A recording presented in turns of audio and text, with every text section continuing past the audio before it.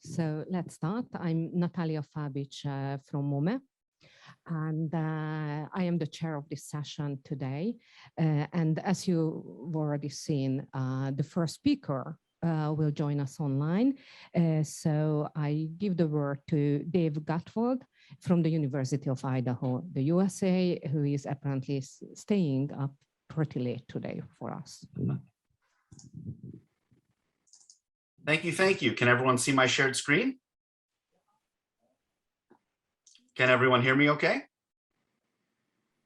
Okay, then here we go. All right, all the world's a stage, game engine manifestations in the built environment. So hi, I'm Dave.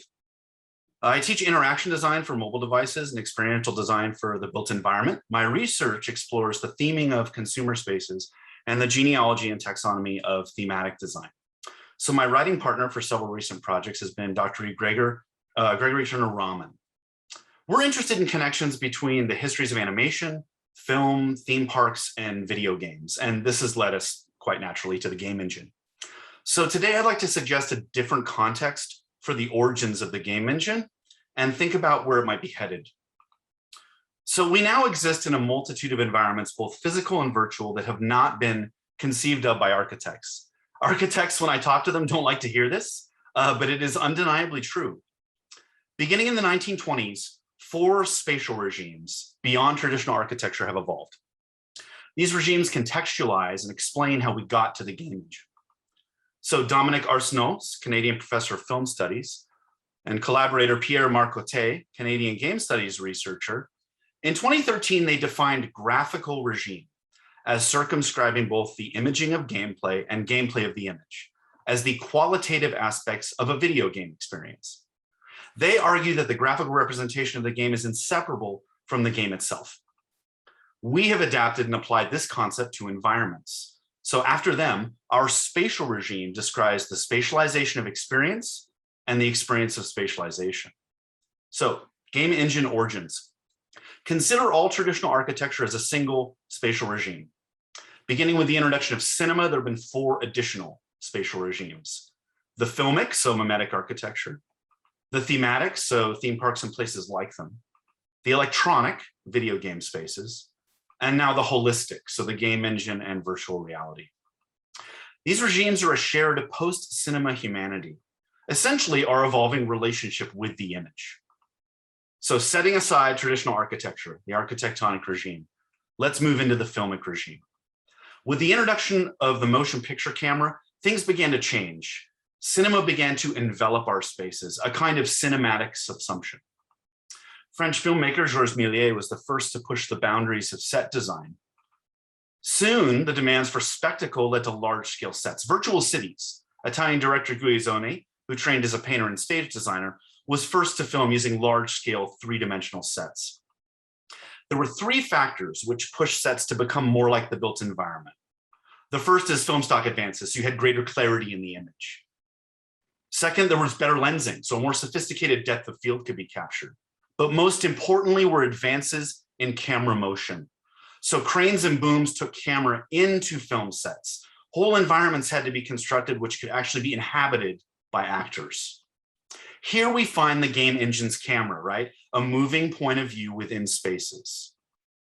Sets must be designed and built specifically to allow for the camera to penetrate these spaces.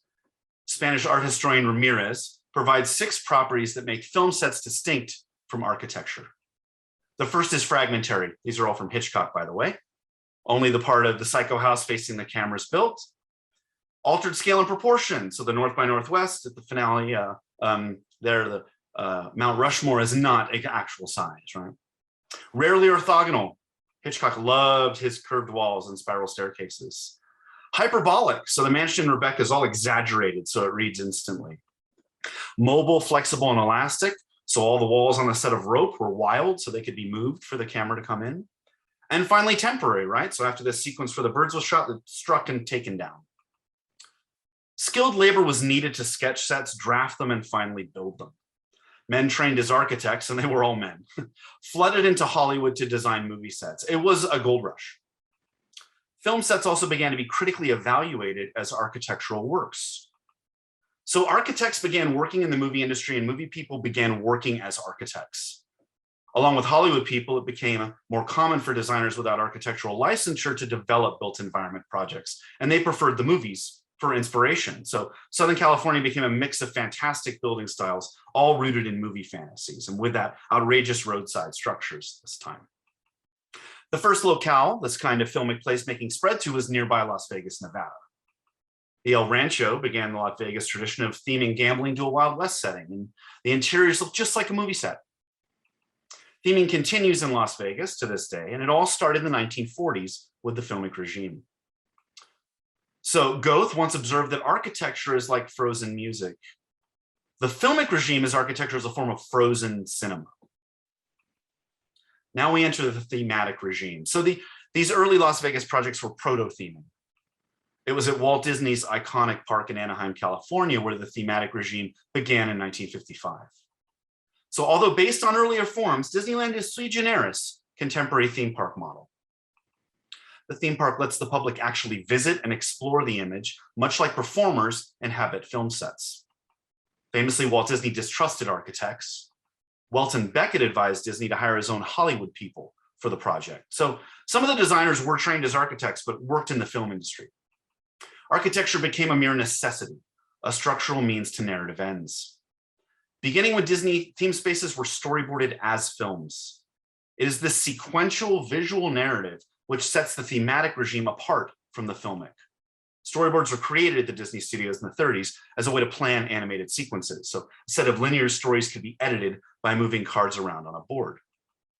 As you enter a theme space, the environments are presented as a series of images. It's a flow of relations from the wide shot to the medium shot to the close-up.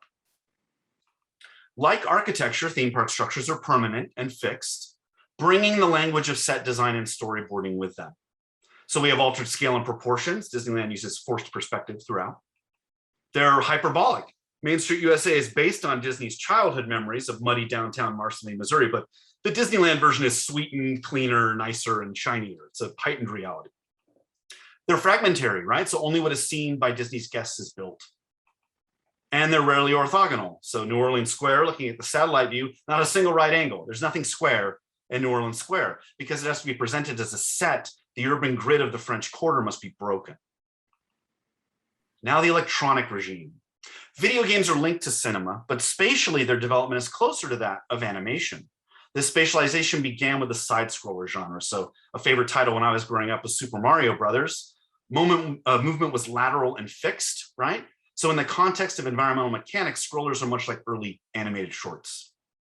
Myst, if you're familiar with that title, pushed the boundaries of immersive design with beautifully rendered still images. Beginning with Doom, the first-person shooter genre took gaming environments to new levels of immersion. This is the first title we could say was developed with software we would call a game engine. So in Doom, the player's point of view is essentially a movie camera. Half-Life is another iconic example. This shooter takes place in a labyrinth of interior spaces. The spatial regime of electronic games requires three elements. The first is structure. So the computer code, like engineering plans, provides organizational parameters. You need to have presentation. So environments and characters are presented to the player via a level of graphic fidelity. And you must have, most importantly, functionality. So functionality makes game spaces distinct from other constructed environments. The rules embedded in the game are enmeshed in a series of spaces. This key combination of elements in the electronic regime is the mise en image, a technological product tying representation and interaction. And this brings us to what Greg and I call the GoldenEye moment. So when the filmic and thematic regimes come crashing into the electronic. So GoldenEye was a 1995 James Bond film. A year later, the fifth generation Nintendo console came out, Nintendo 64. And the year after that, a game based on the film GoldenEye 007. So this game changed the industry forever. The graphics were incredible for the time. And that's because British studio Rare developed custom software to design the game for the platform. For the first time, a game became perhaps even more popular than its parent film. GoldenEye 007 merged film viewer and game player in a new form. So the developers were able to visit the standing sets of the movie and document the spaces using even construction blueprints to design the game levels. Here was a pivotal intersection, right? So players could act out the film while still proceeding through levels with obstacles and goals. So GoldenEye opens with a sequence at a dam which introduces James Bond as a character. Bond runs along the top of the dam, the camera rises above him, then he jumps. The sequence is a perfect opener for the film, but not for the game. It's too climactic. The game developers reconfigured the dam and expanded it into a level. The Bond character needs no introduction because the player is the character, right? Mise en scène becomes mise en image when the jump off the dam is transformed into a gameplay objective which concludes the level. Like theme spaces, video game spaces are hyperbolic and disproportional. Yet they also provide virtual avenues for the language of set design. They're temporary, right? When a game is not turned on, the spaces don't exist. They're mobile, flexible, elastic, so game spaces span a multidimensional array of levels to facilitate whatever play requires. And they're fragmentary, so though the entire plan is stored within the software, spaces are rendered based only on the needs of the player at any given time. And now we're at the holistic regime. So by the early 2000s, game engines became detached from particular titles, effectively opening the toolbox to other developers. I'm sure you remember Quake. That engine led to a host of other more sophisticated software programs. And now we have some major players, right? Unreal, I'm sure some of you are familiar with, or Unity. And then of course, there's the Rockstar engine, which is proprietary, they keep to themselves. So within an engine, right, game developers play, inhabit, design, and iterate simultaneously. The game engine is at once architectonic, filmic, thematic, and electronic. It is the culmination of all the prior spatial regimes. When I talk to designers who are not game developers, I say, imagine a house being built, but the architects are inside the house as it is being designed and constructed. They can make any change they want, iterate, test endlessly while they still live in the house. So testing requires that a designer be in the space, right? Inspecting how each change alters gameplay. The game engine is a tool for environmental development and the resultant environment itself. And if you remember anything I said today, it's this: the game engine is both the dreamer and the dream. So Grand Theft Auto 5, GTA 5, here's an open world sandbox in which entire cityscapes are reproduced in elaborate detail. As with the filmic and thematic regimes, the traditional architecture has been displaced. Once again, elaborate environments, not conceived of as architecture. And yet, now we come to the game engine in the built environment. So we increasingly see the game engine used in infrastructure, architecture, and landscape design. Unreal in particular has evolved into a very sophisticated rendering environment. With all iterations from a first-person perspective, endless revision work can be done before even entering the design build process, saving countless hours of labor and scores of budget lines. The technology was linked to building information modeling, BIM software, in 2015. So these designers essentially created a virtual railway through a new tunnel in Norway that was being planned. The railroad line, tunnel, and actual surroundings were modeled in a game world very much like GTA 5. They tested and refined every aspect with real train operators before a single meter was actually bored in the ground. They played the project as a game. Direct importing of architectural and landscape designs from BIM or CAD models has only accelerated in recent years. Entire projects can be virtualized in a very photorealistic presentation, which can be walked through and experienced firsthand. In 2019, Epic Games integrated a program called Twinmotion into Unreal. This software is specifically designed for architects. Exploring the built environment as an iterative design process is now essentially drag and drop. Most recently, I've written about how firms use the same approach in zoo design. So like theme park and game designers, they storyboard the experiences, all as a sequence of images. Some now virtualize entire projects from the point of view of both visitors and animals. Just like in a game, it's possible to play the tiger as well as the tourist during iterative design. So Nick Lott at CLR, one of these firms, you have to flip that camera around and walk the habitat from the animal's perspective and ask yourself, where do I want to go and what do I want to do? In theme parks, the game engine is now the go-to tool for designing and testing immersive attractions. So Star Wars Galaxy's Edge is the newest themed area at Disneyland. Its two attractions, Millennium Falcon and Follow-Up Rise of the Resistance, were both designed in the Unreal Engine.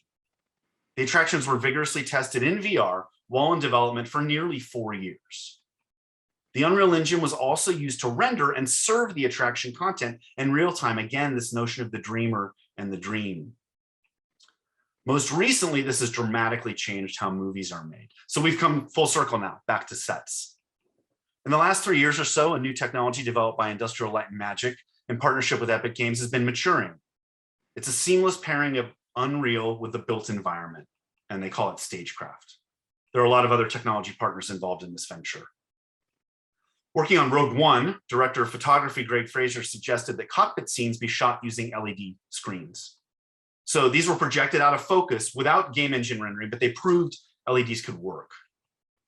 So the director of the film, Gareth Edwards, said in 2017, "I think there will be studios, I hope one day, that are just wall-to-wall LEDs."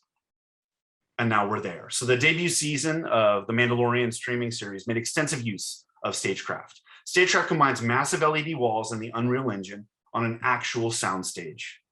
ILM calls their virtual stage the volume. So these volumes have both practical and virtual elements. It's a mixed reality.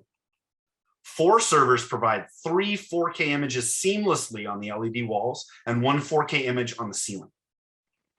So here's the blank LED wall, and they turn it on. That's the 4K Unreal render. Small motion tracking cameras constantly transmit the position of the shooting camera. So these X, Y, and Z nodes on the camera are what are tracked. The projection on the LED walls tracks directly with the movement of the camera, rendered by Unreal in real time. The effect is incredibly seamless and realistic. The game engine has become essentially a real place now.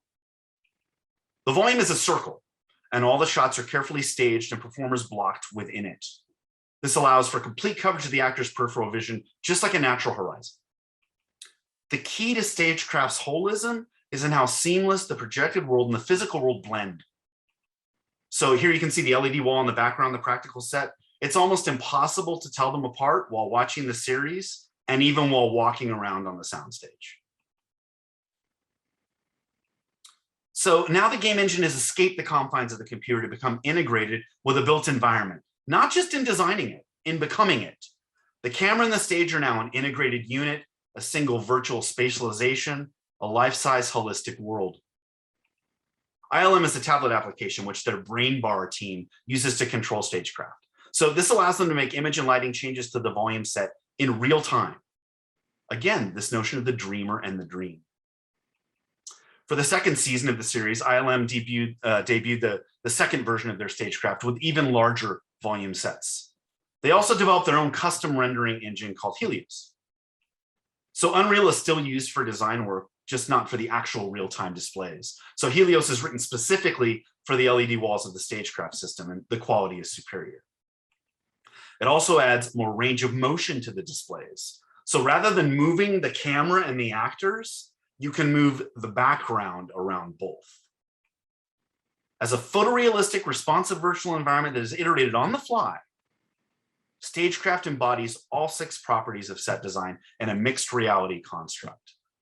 Okay, so here's our list. It's fragmentary. You've got bits of practical set mixed with the screens. There's altered scale and proportions. It's rarely orthogonal, right? It's a circle. It's hyperbolic, mobile, flexible, elastic. All the modeling can be tweaked in real time. And it's temporary. You just turn it off. So I'd like to finish with just some provocations. Maybe we can return to that with the Q&A. So the price point of this environmental technology, game engine plus the LED walls in real time, is going to continue to fall. So what could StageCraft look like on a smaller scale? So your home or your office is a virtual mixed reality set. So Greg and I have done some sketching. So, imagine a rectilinear space in your office or home. You could have these motion sensors right on all the LED walls, and then you could have some kind of wearable device. So you're tracked just like the camera in StageCraft. So moving around the space, parallax and depth would adjust to you, right? So you get kind of a flat mural kind of thing, and the perspective could change as you walk by. But, think of the static possibilities, so having something that's a window all day long. Out there, the water's rippling, the clouds are slowly going by in real time. You get a bird every now and then. But then you could have something skeuomorphic. So imagine an interface where these are all the books in your library. With a touch and a gesture, you now have that PDF or that electronic document on your screen or your device. You've brought it down from the bookshelf. But, we need this curve, right? The importance of the curve is you get that peripheral vision. So I think if you had curves large enough, you could get that effect of being inside a space and looking at like a streetscape, okay?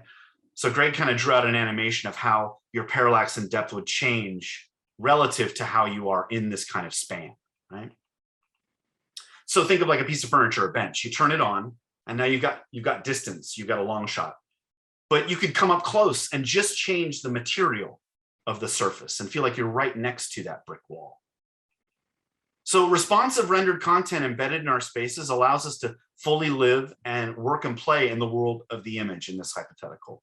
And I'd like to close with a little philosophy. So Daniel Borstein, American historian and social theorist, writing in 1961, famous book called The Image, said, never have people been more masters of their environment. He's talking about television and mass media, right?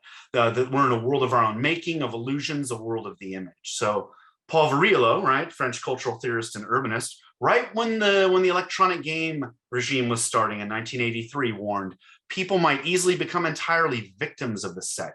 He means a movie set. Our habitual notions of surface, of limit and separation have decayed and given way to those of interface, communication, intermittence, and interruption. I can't think of a better description than the internet and social media and the game engine and VR than this from 1983. So the question is, are we ready for this? Because the technology is literally right around the corner. Thank you.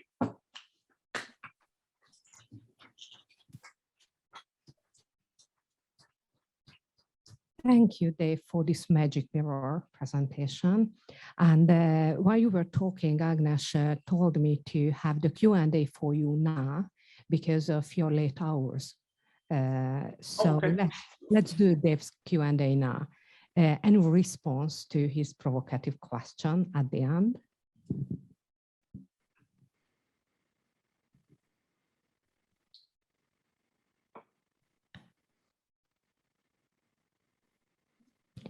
Yeah, Agnes says it was too provocative. Okay, there I see a hand. A sec.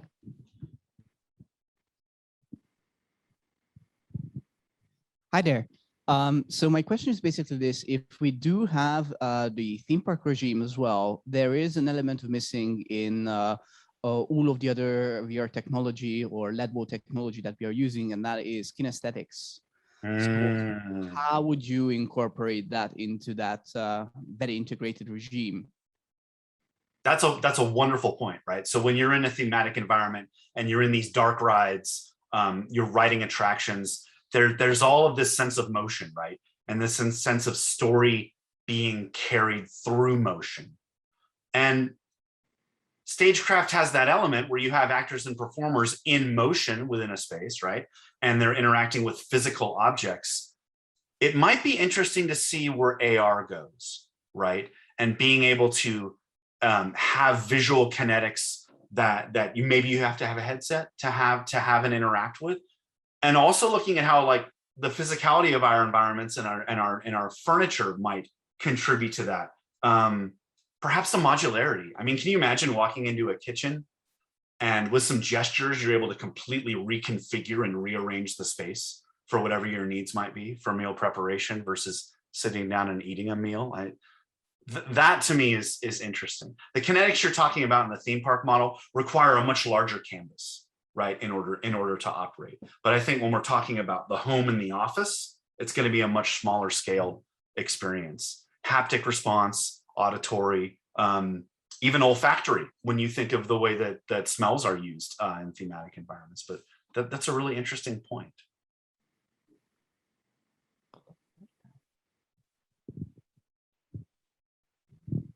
Thank you. There was a comment in the comment section that I saw just for a minute. It's there. Dave, do you see that in Zoom? Okay, can you read it out? Oh, beautiful. Yeah. How do you think the form of storytelling will be affected by technologies like StageCraft? The question relates to storytelling in movies. Well, it's already happening. So the documentary footage I've watched and the interviews, I've read a lot of interviews with the people who are working with the technology. There's a lot more improvisation on the set, which is really interesting, right? So if it's expensive to be shooting all the time and to build a set and put the actors in it, you're not going to improvise much around the environments, right? The performers might ad lib in terms of their dialogue, but in terms of blocking and all that stuff, it's like, you got to get that done because, the clock is running, it's expensive, right? But all the people interviewed with StageCraft said that they had this freedom now to improvisationally do scenic design while they're shooting, right? So there was this example of the Mandalorian character, and he's walking through a forest, and they only have a couple physical trees and rocks, and the rest is all in the game engine.